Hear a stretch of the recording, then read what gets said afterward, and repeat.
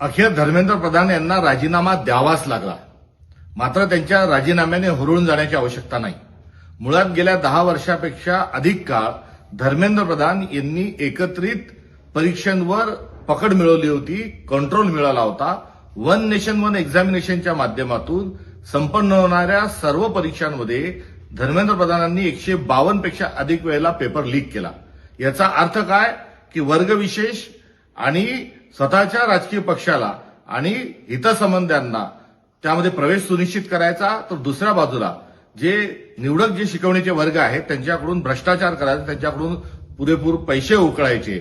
एकंदरीत नीट्सच्या एक्झामसाठी पालक जेवढा खर्च करतो तो भारत सरकारच्या 5 विभागांनी एवढं मोठं बजेट या संपूर्ण नीट एक्झामिनेशनचं असतं. यातला भ्रष्टाचाराचा मोठा पैसा एकीकडे धर्मेंद्र प्रधानांना मिळाला, तर स्वतःच्या जवळचे विचारांचे आणि वर्गविशेषची मुलं त्यामध्ये त्यांनी प्रवेश मिळवून दिलेला आहे. त्यामुळे हे रॅकेट या वर्षीच्या 71व्या वेळा नीटचा पेपर फुटल्या एवढं हे प्रकरण नाही. याची पाळंमुळं फार खालपर्यंत गेलेली आहेत. या सर्वांचा शोध लागेपर्यंत तुम्हाला आपल्याला समाधान व्यक्त करता येणार नाही. त्यामुळे धर्मेंद्र प्रधान हे तात्काळ जेलच्या आड गेले पाहिजे. यांना ताबडतोब शासन झालं पाहिजे, कठोरात कठोर शिक्षा झाली पाहिजे आणि या संपूर्ण स्कॅन्डलचा पर्दाफाश होत असताना सर्व संबंधितांना कठोरात कठोर शिक्षा झाली पाहिजे.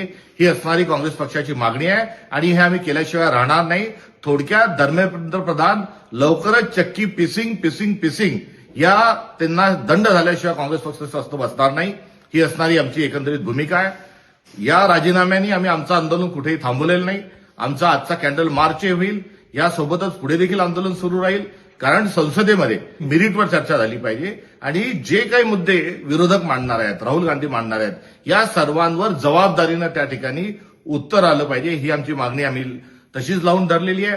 तथा देशभरामध्ये ज्या विद्यार्थ्यांवर जे गुन्हे दाखल झालेले आहेत या आंदोलनाच्या दरम्यान, हे सरसकट सर्व गुन्हे खारिज केल्याशिवाय आम्ही स्वस्थ बसणार नाही. त्यासाठी देखील आमचं आंदोलन हे सुरू राहणार आहे आणि यासोबतच या संपूर्ण प्रकरणाच्या अनुषंगानं देशाच्या पंतप्रधानांनी देशाची माफी मागावी. या आमच्या राहिलेल्या ज्या 3 मागण्या आहेत, या 3 मागण्यांकरता आमचं हे आंदोलन यापुढे असे सुरू राहील.